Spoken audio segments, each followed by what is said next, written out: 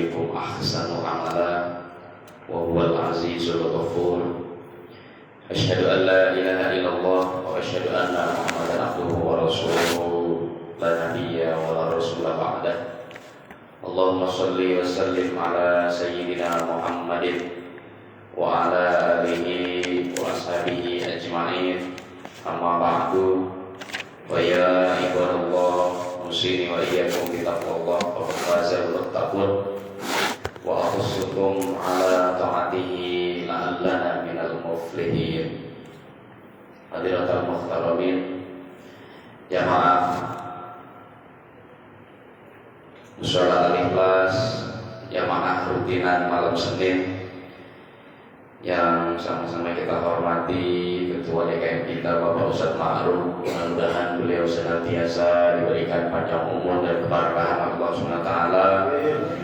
Juga yang sama-sama kita hormati sesepuh kita, ada Bapak Ustadz Riko Hidayat, Bapak Yai Wasidin, seluruh bapak-bapak, Pak Haji, Pak Ustadz, para kiai, pimpinan wilayah kita, Bapak RT 011 dan beserta sahabat-sahabat jamaah Mushola Al-Ikhlas yang mudah-mudahan hadirnya kita di sini, istiqomahnya kita di sini menjadi wasilah dimudahkan segala urusan kita oleh Allah Subhanahu wa taala. Amin ya rabbal alamin. Tentunya kita patut bersyukur kehadiran Allah Subhanahu wa taala dengan ucapan alhamdulillahirabbil alamin.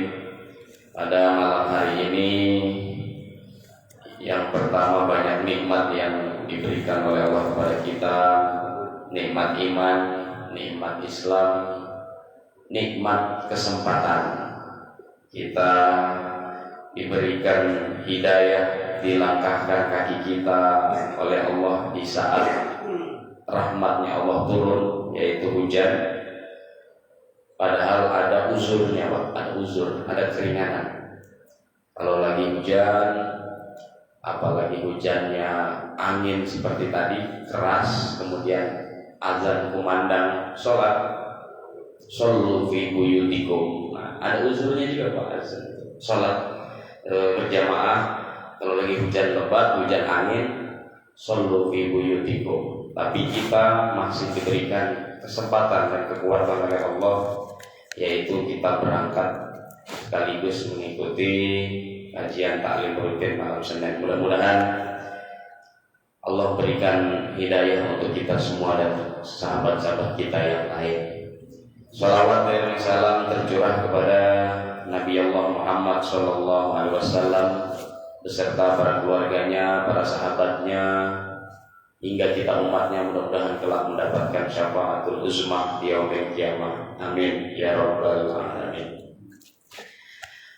Mari kita baca suratul Fatihah, kemudian nanti kita baca salawat Jibril dan salawat Burdah.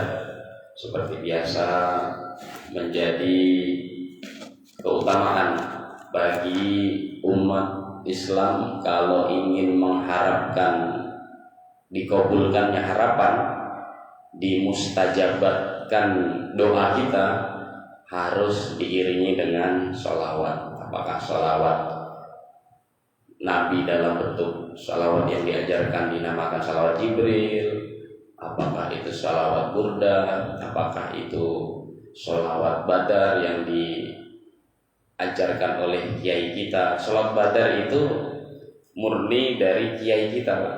Kiai Abdullah Fakih Mas Kumambang namanya.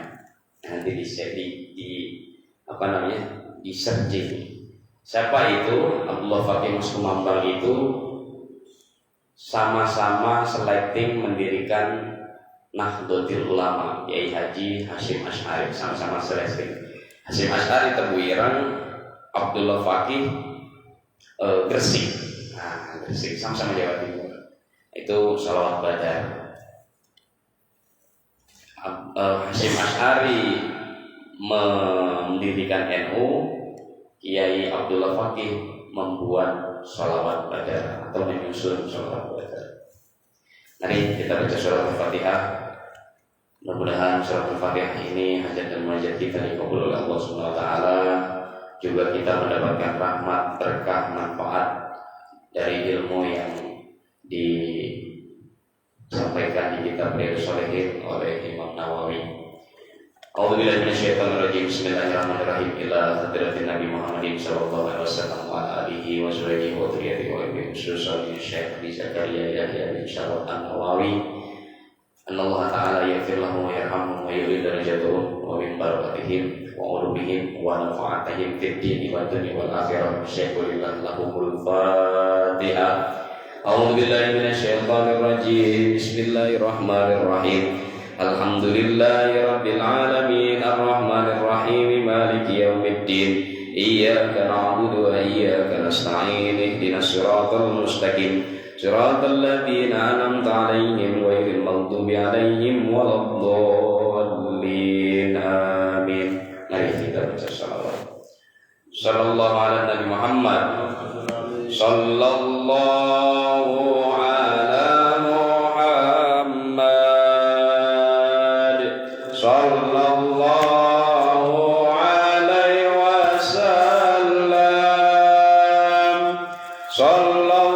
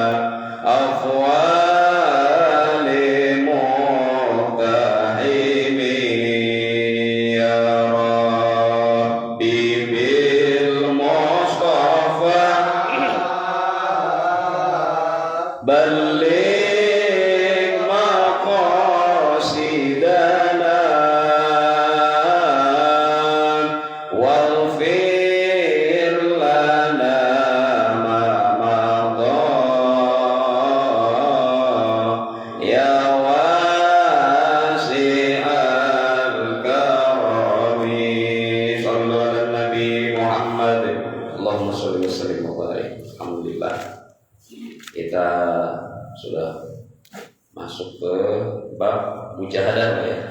Udah 90 nih Pak Sudah hadisnya. Enggak lagi 100. Bismillahirrahmanirrahim.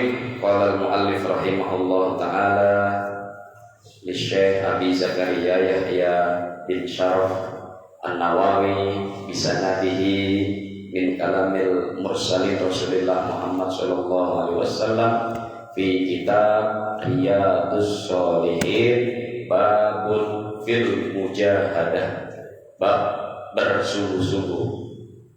Ini udah. Kalau di sini hadis ketiga, salis. Kalau di situ di kemudian udah 97, 8 kali. Lagi 100 ya. Bismillahirrahmanirrahim. Kita ulang hadis yang kedua.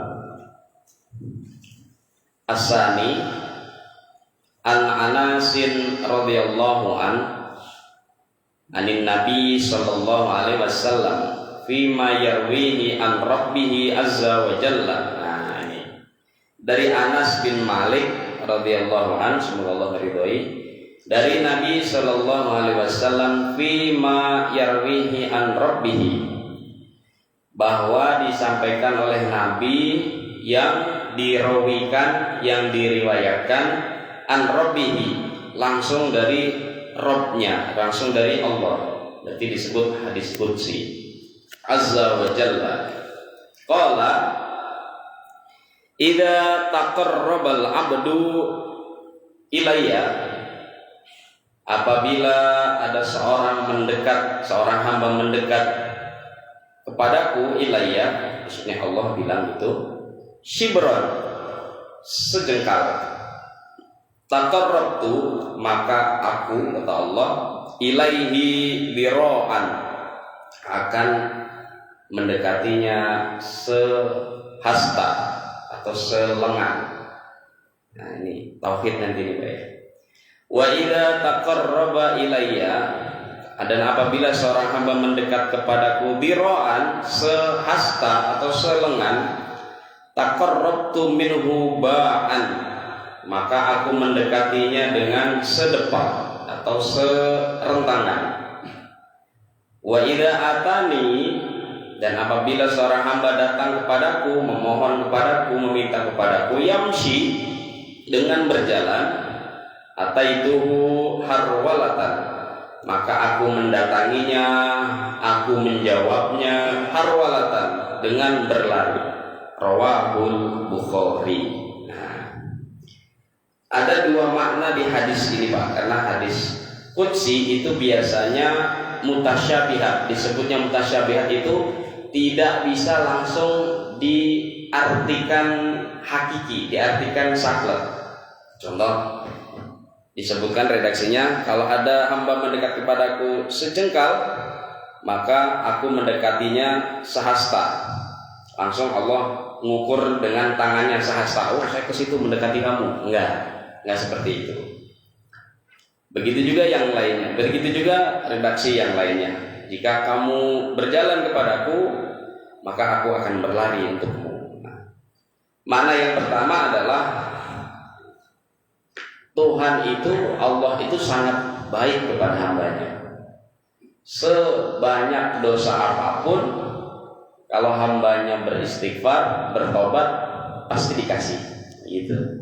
Jadi makna pertama itu, sependosa apapun kita, semaksiat apapun kita, kemudian kita menyadari, maka Allah akan menerima.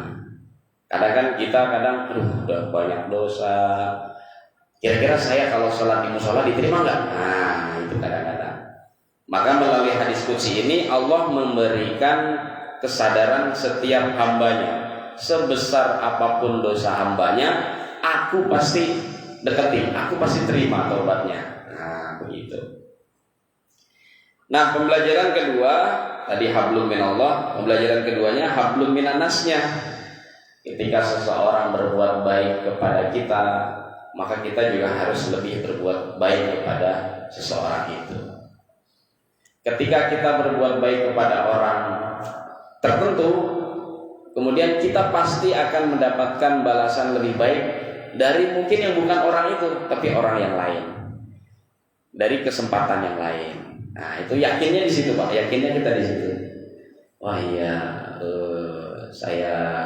contohnya saya lagi seperti ini, mungkin di pekerjaan kita sedang misalkan sepi, berhusnuzonnya kita kepada Allah, nah nanti pasti di kesempatan lain akan dikasih banyak, akan dikasih lebih. Nah itu begitu juga hablum minan nas kita juga sama.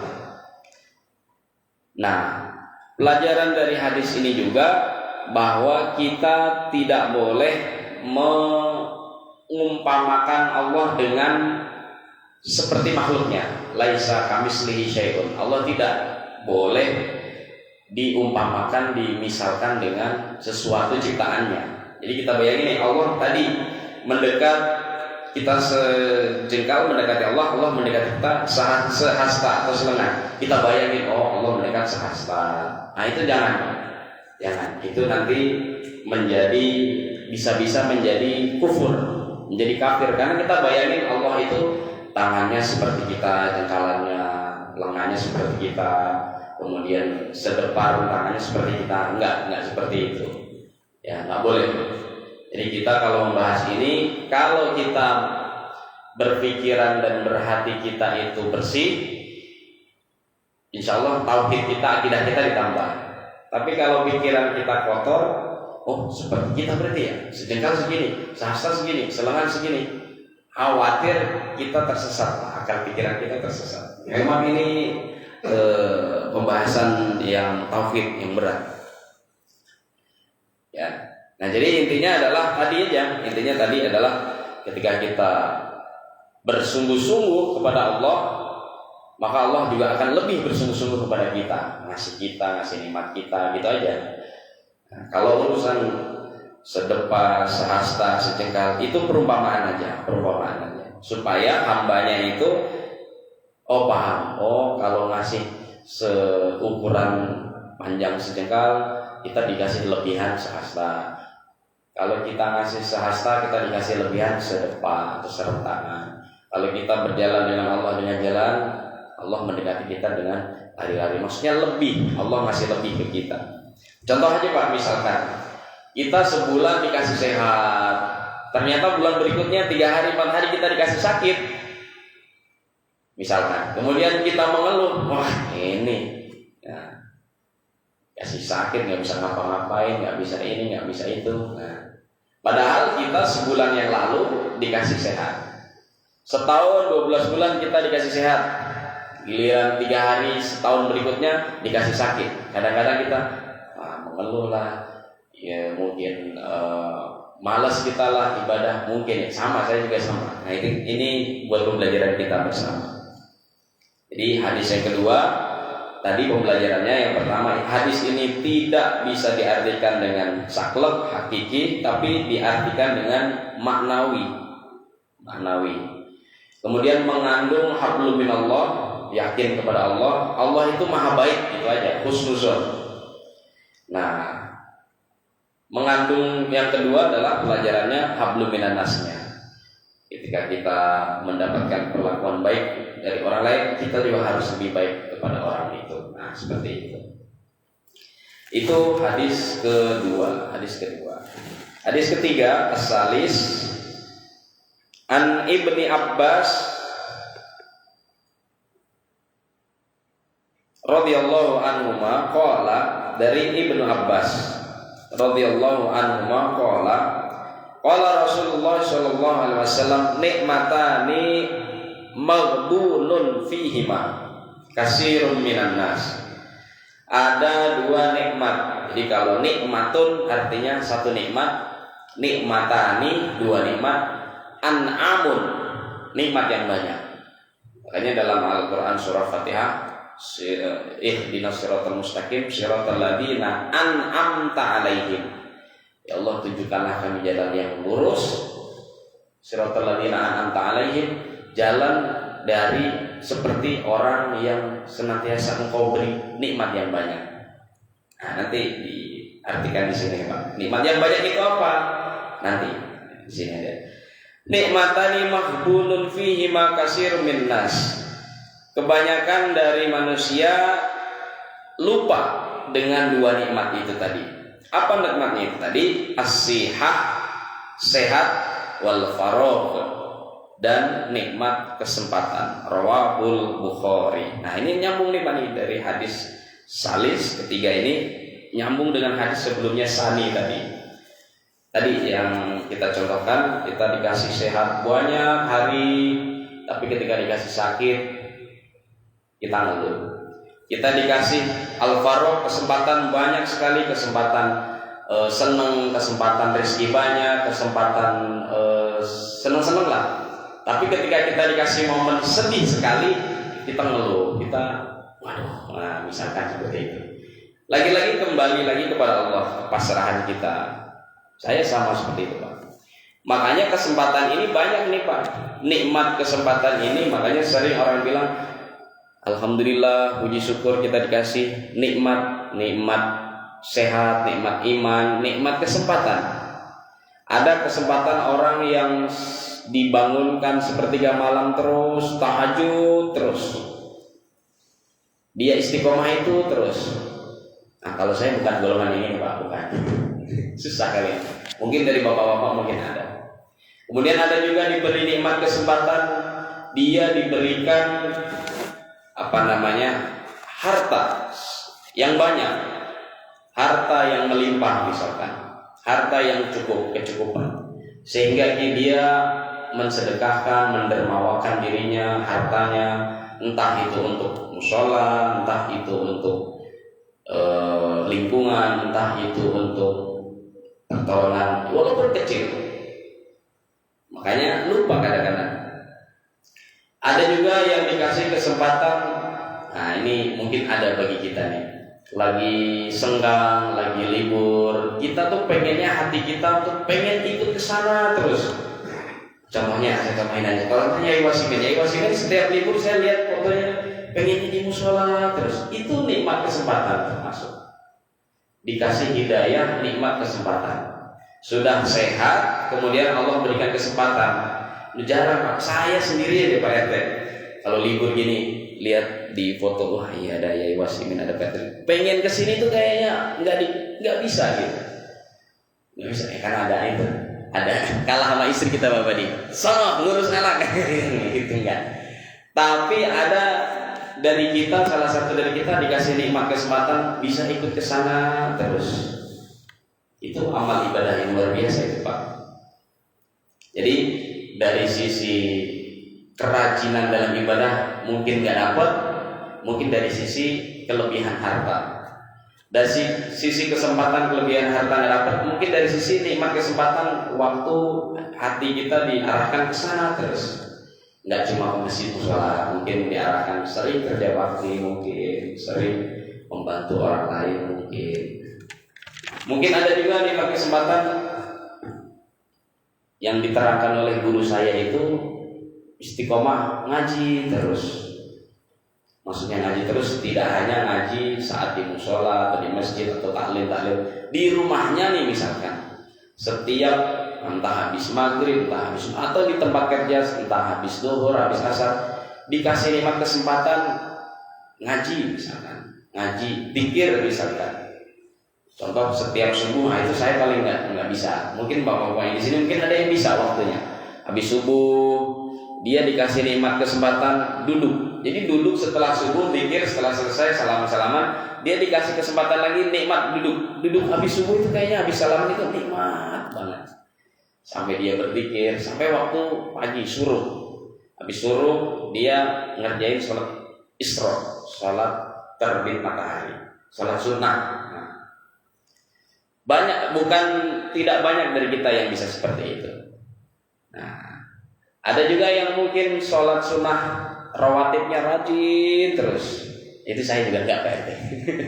Nah, Mas tuh yang mana nih? Nggak tahu yang mana pokoknya ada pastilah, ada sesuatu yang kalau saya yang ringan-ringan aja PRT.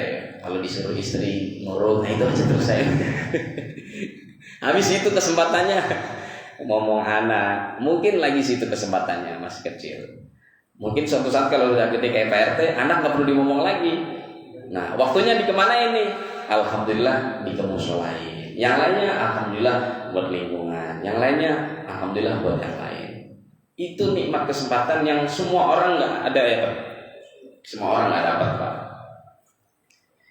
Ada juga diberi nikmat kesempatan. Nah ini mungkin kita juga kesempatan menyadari dirinya ini salah atau kurang. Kemudian mulut kita tiba-tiba nih secara spontanitas kita nggak sadar bilang astagfirullah, subhanallah, la ilaha illallah, tanpa sadar ada itu begitu. Jadi kalau kita lagi salah atau lagi emosi dikasih nilai kesempatan, bisa istighfar, bisa subhanallah, bisa takbir, tahmid, tasbih. Coba ada yang lain lagi marah, lagi emosi, bikin anak kesel, kata-kata yang lain yang keluar, kata-kata hewan lah, kata-kata mungkin yang lain lah. Ada juga yang begitu, Pak. Cobain. Ya. Itu termasuk, dan itu kebanyakan kita, saya pribadi sama. Nikmatani makbulun fiha kasir nanas. Banyak kesempatan manusia yang dikasih nikmat itu, tapi lupa kita. Sehat dan kesempatan sesuatu nikmat yang diberi kesempatan. Nah ini kita nih. Makanya ketika kita lagi emosi atau lagi misalkan kesel dan sebagainya, kita rubah dengan kata-kata istighfar, dengan kata-kata tasbih, dengan kata-kata takbir. Kadang kata-kata kalau nggak menyenangkan biasanya innalillahi. Nah, spontanitas itu, dan lama-lama terbiasa. Nah itu perlu mujahadah, perlu kesungguhan merubah mindset itu, Pak. Merubah mindset itu perlu kesungguhan. Kalau enggak ya nggak bisa kita. Kenapa? Nanti dari kita sebagai bapak ini akan ditiru oleh di rumah kita, istri mungkin, akan didengarkan juga oleh anak-anak kita mungkin, akan didengarkan oleh masyarakat yang lain. Nah, termasuk itu. Mas, saya juga masih sering begitu, manusiawi, Pak. Karena belum ngaji ini. Ntar kalau udah ngaji ini, insya Allah ada perubahan walaupun dikit. Nah, saya juga sama kayaknya. Nggak langsung berubah, enggak. Kadang-kadang ya masih muda ya, kadang-kadang begitu. Kayak kita lihat para sesepuh kita ini. Makanya di sini kata-katanya adalah fihi makasir, banyak nilai kesempatan, banyak. Ada juga yang diberi kesempatan, dia kekurangan, kesusahan, tapi dia selalu sabar, nggak ngeluh, nggak sebagainya, nggak bikin orang repot. Kadang-kadang gitu, kadang-kadang diberi kesusahan, kadang-kadang bikin orang lain repot, kadang-kadang begitu. Yaitu saya juga sama. Kadang-kadang bikin repot. Tapi ada orang yang diberi kesusahan, diberi kesulitan, dia sabar dengan sendirinya. Kelihatan itu tabah, dirinya tabah. Itu nikmat kesempatan juga termasuk itu. Kemudian dia husnuzon kepada Allah, itu termasuk itu. Nah, jadi hadis nomor 3 ini begitu banyak kesempatan yang kita kadang-kadang tidak memanfaatkan kesempatan itu. Nah, lanjut hadis Ar-Rabi, hadis keempat, atau hadis di Kutubian kalau nggak salah 98, kalau nggak 99, hampir 100 kita. Ar-Rabi an Aisyah radhiyallahu anha, dari Ummul Mukminin, ibunya umat mukmin, orang Islam, Aisyah radhiyallahu anha, semoga Allah meridainya. Jadi kalau anhu untuk laki-laki, anha untuk perempuan, anhum untuk semua. Makanya kita kalau doa Allahumma ighfir lahu warhamhu wa'afihi wa'fu anhu, berarti untuk laki-laki. Ketika sholat, maka sholat jenazah imamnya di dekat kepala mayit laki-laki. Nah, kalau perempuan di dekat perut jenazah perempuan. Apa doanya? Allahumma ighfir laha warhamha wa'afiha wa'fu anha. Nah, ketika kita tahlil mendoakan 1 hari, 2 hari, 3 hari sampai 7 hari, 100 hari, biasanya 3-3-nya dibaca. Allahumma firlahu warhamhu wa'afi wa'fu anhu wa'adkhilnal jannata maswahu. Allahumma firlaha warhamha wa'afiha wa'fu anha wa'adkhilnal jannata maswaha. Supaya semua dapat Allahumma firlahum warhamhum wa'afihim wa'fu anhum wa'adkhilnal jannata maswahum. Nah itu. Ini karena Ibu Umi Aisyah kita baca anha. Anna Nabiyya sallallahu alaihi wasallam kana yaqumu minal laili. Suatu malam Rasulullah suatu sebagian malam minal laili dalam sebulan hatta tafattara qadamahu sampai bengkak kakinya. Faqultu lahu lima tasna'u hadza ya Rasulullah wa qad ghafarallahu laka ma taqaddama min dambika wa ma ta'akhkhar. Ya Rasulullah, kata Aisyah, kalau bahasa kita, ngapain ya Rasulullah begini, salat malam begini sampai kakimu bengkak-bengkak? Waqad ghafarallahu laka, padahal engkau sudah dijamin diampunkan dosa-dosa engkau, sudah dijamin masuk surga. Ma taqaddama min dambi wa ma ta'akhkhar, baik sebelum dan sesudahnya, sudah dijamin. Qala, kemudian Rasulullah menjawab, afala uhibbu, apakah aku enggak boleh mencintai amalan ini? Uhibbu an akuna abdan syakura, dan apakah aku enggak, dan aku ingin menjadi ya akuna, dan aku ingin menjadi abdan syakura, hamba yang bersyukur. Muttafaqun alaih. Nah, setingkat Rasul dia kata-katanya abdan syakur, ingin menjadi hamba yang bersyukur. Maksudnya adalah hadis dari pelajaran ini adalah semakin tinggi makrifat Rasul, udah pasti dia udah, kalau bahasa sufinya syariat, tarekat, hakikat, makrifat sudah 4. Kalau bahasa sufi, bahasa Syekh Abdul Qadir Jailani dibagi 4. Tapi kalau kita abdan syakuro, kalau Rasul tadi semakin tinggi keimanan bagi kita, semakin tinggi keimanan, semakin tinggi kefahaman kita, ketika kita menjalankan ibadah itu sudah nggak ngarepin, nggak mikirin pahala lagi, Pak. Oh, saya ntar dibalas apa enggak, ntar ini dapat pahala atau enggak. Tapi dia hanya terbesit di dalam hati pikirannya, saya bersyukur, saya pengen jadi hamba yang bersyukur. Saya dikasih nikmat banyak, punya kesehatan, punya kesempatan, punya keluarga yang alhamdulillah, punya anak yang alhamdulillah, misalkan walaupun bandel-bandel dikit, tapi alhamdulillah, punya usaha yang alhamdulillah, punya kerjaan yang alhamdulillah. Ya udah, ini sebagai wujud bersyukur saya. Bersyukur Nabi bukan sholat wajib, Pak. Kalau sholat wajib itu udah standar kita sebagai muslim. Tapi apa? Sebagian malamnya Rasul dia sholat terus sampai bengkak kakinya. Bisa nggak kita? Nggak bisa, Pak. Saya nggak bisa. Kalau bisa, oh bagus berarti, Pak. Semurat nih. Iya. Tadi aja kita pakai hadis yang sebelumnya aja. Kesempatan itu udah itu aja terus kita kerjain.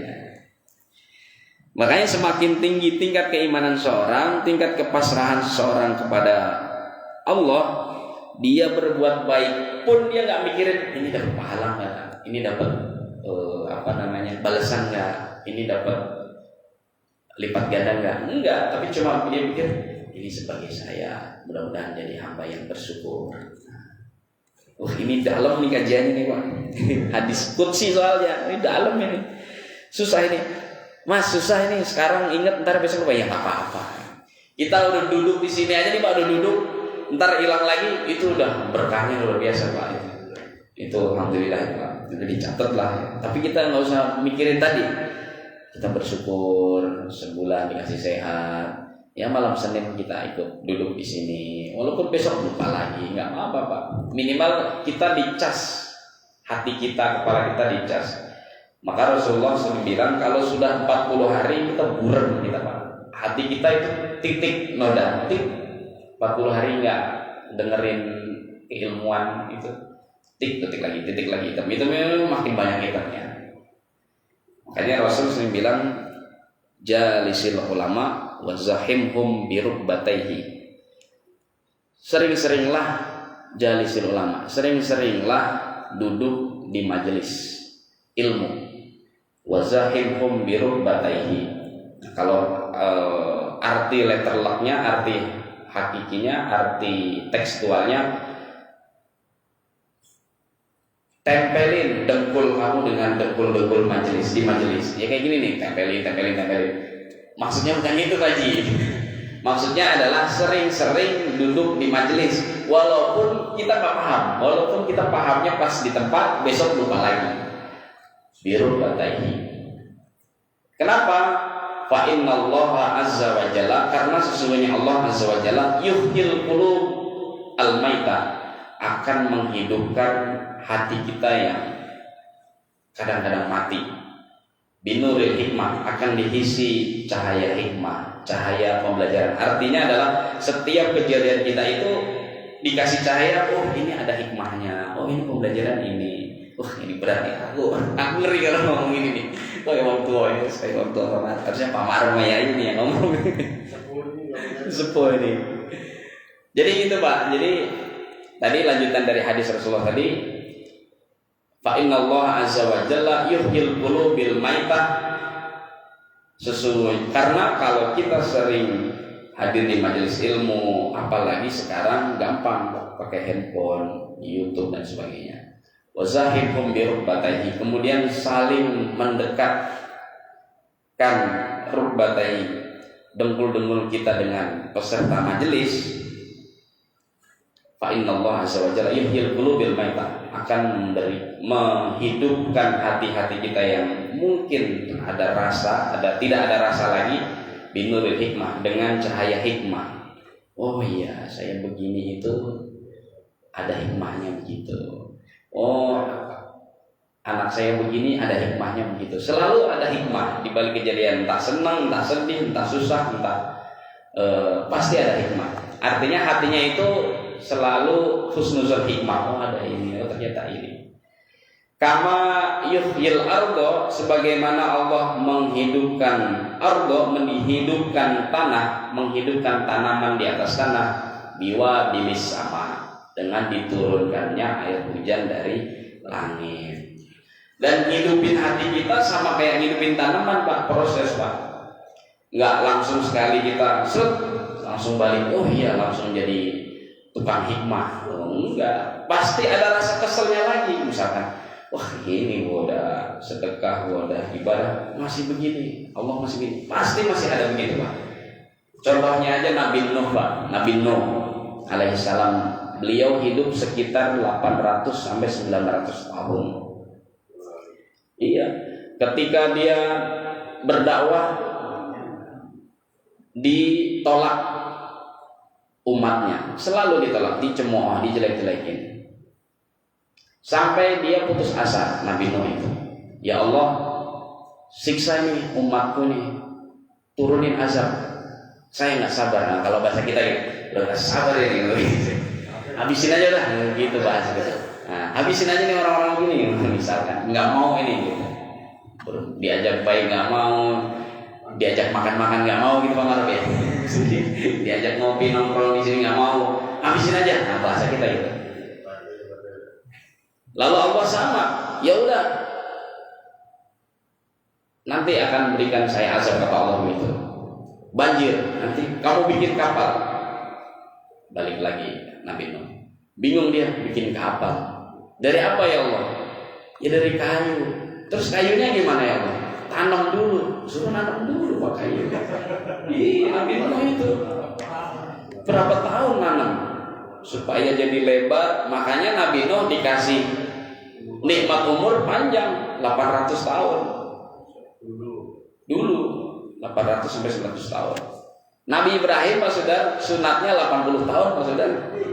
Nabi Ibrahim. Nabi Nuh bikin kapal, dicemooh ya apa? Nanam pohon, dicemooh umatnya lagi ngapain nanam dicemooh lagi. Iya. Kemudian dia bikin kapal, potong dari kayunya, bikin kapal, dicemooh lagi. Ngapain? Nah, dicemooh terus. Sampai pada dia bikin kapal dan diturunkanlah banjir. Diturunkan banjir itu keluarganya, mobil khusus anaknya nggak mau ikut dia. Dicemooh lagi. Anak lu aja nggak ikut apalagi gua, bahasanya gitu Pak.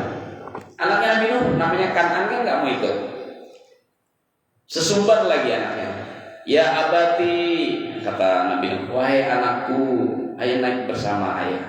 Apa kata anaknya si Kan'an itu? Enggak, cuma banjir, ntar saya naik ke Gunung Sinai. Sombong anaknya. Naik lagi banjir itu sampai gunungnya rata dengan banjir.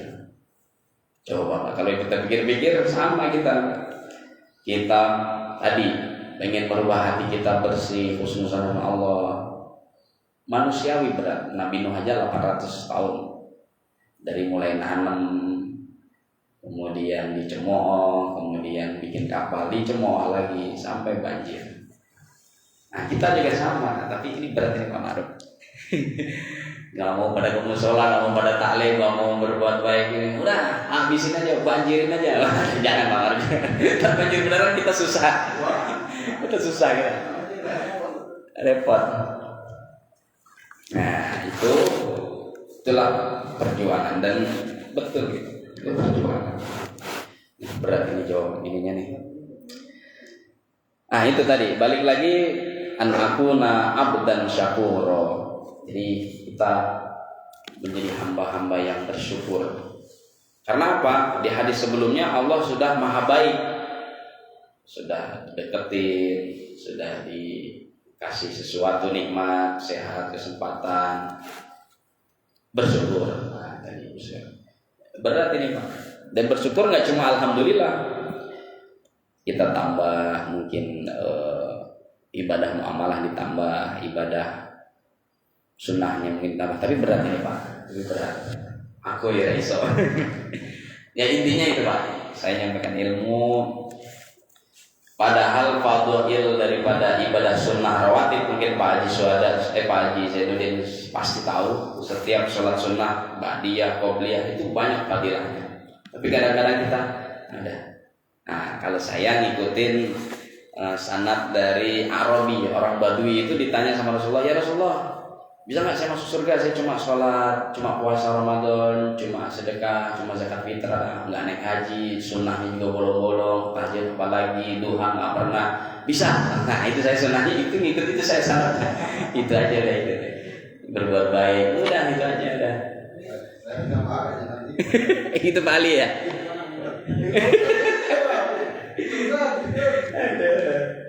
Tapi kalau yang lebih bagus Pak, yang lebih bagus. Ya, itu hadis ke-4. Kita masuk hadis ke-5. Hadis ke-5. Al-Khamis, hadis ke-5, masih dari Ummul Mukminin an Aisyah radhiyallahu anha annaha qalat. Nah, ini hadis turun disampaikan oleh Rasulullah saat bulan Ramadan. Yang sebentar lagi ini tanggal 13 Jumadil Akhir, berarti 70, ini tanggal 13, berarti sekitar 77 hari lagi. Insyaallah mudah-mudahan kita dipanjangkan umur oleh Allah, bisa ketemu bulan Ramadan lagi. Karena Rasulullah sallallahu alaihi wasallam idza dakhala al-ashru, ketika Rasulullah sallallahu alaihi wasallam memasuki 10 hari terakhir Ramadan, maksudnya ahya al-laila, beliau menghidupkan malam-malam 10 terakhir Ramadan dengan ibadah qiyamul lail atau dengan ibadah yang lain. Wa aiqadha ahlahu, dan mengajak dengan ditekankan wa aiqadha, mengajak ditekankan keluarganya. Maksudnya ngajak keluarganya untuk ayo hidupin malam terakhir, malam 10 terakhir Ramadan, maksudnya gitu. Wajadda dengan sungguh-sungguh. Wasyaddal mi'zar. Nah, ini aman, ini enggak ada anak remaja. Wasyaddal mi'zar. Beliau mengikat sarungnya, maksudnya gitu. Mi'zar itu kain, mengikat kain jubahnya supaya tidak deketin istri, maksudnya gitu Pak. Walaupun di dalam Al-Quran surah Al-Baqarah ayat 186 kalau nggak 7, A'udzubillahi minasyaitonir rajim, ukhilla lakum lailatas siyam ar-rafasu ila nisaikum. Halal bagi kamu di malam bulan Ramadan rafasu nisaikum, deketin istrimu. Istri Pak Haji, segerakan Pak Haji. Amin. Jadi malam 10 akhir Ramadan Rasulullah mengajak keluarganya, anaknya untuk sungguh-sungguh mengisi malam 10 Ramadan. Kalau saya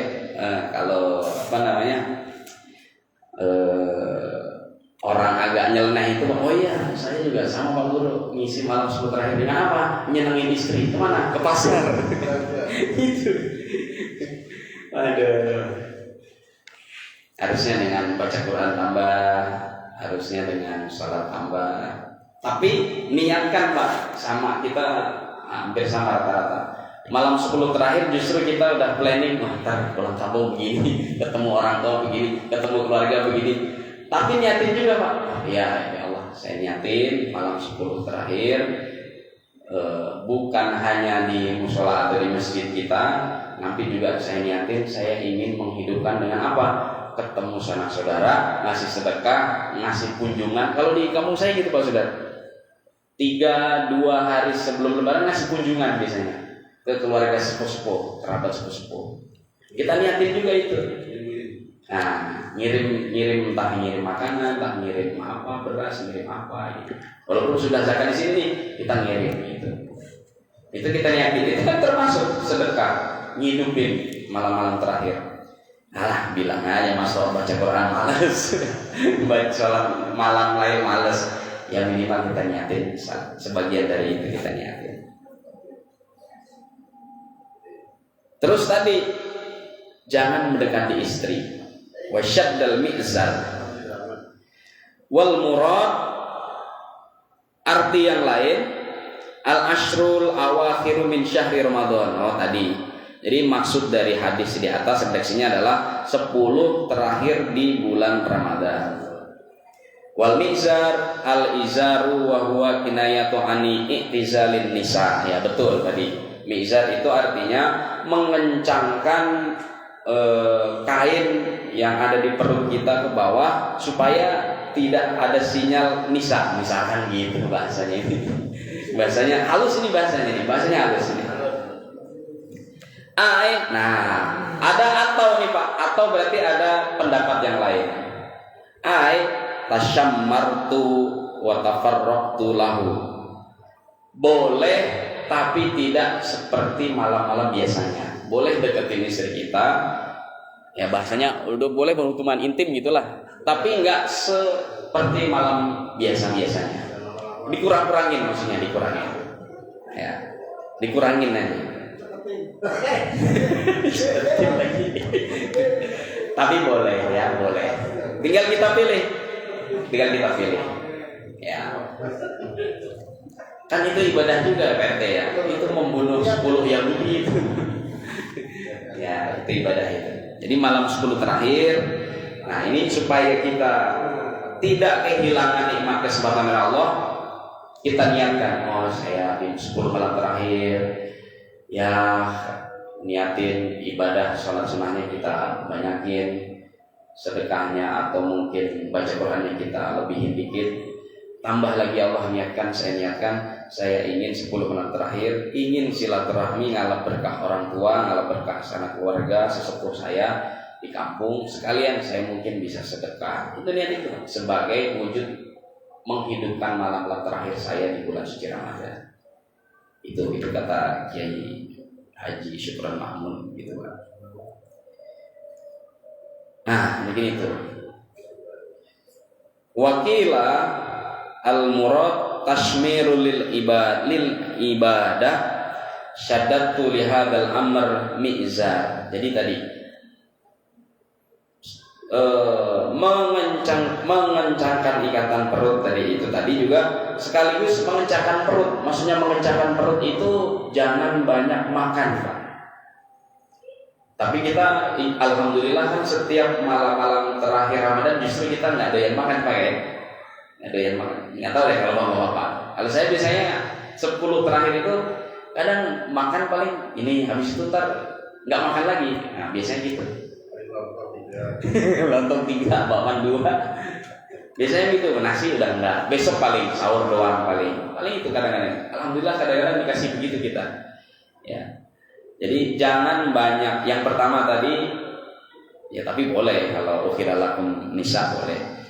Tapi mengencangkan perut kita supaya tidak banyak makan di bulan-bulan terakhir. Kenapa? Kalau banyak makan ya tidur tadi ya, tidur. Tapi biasanya kita habis buka biasanya udah.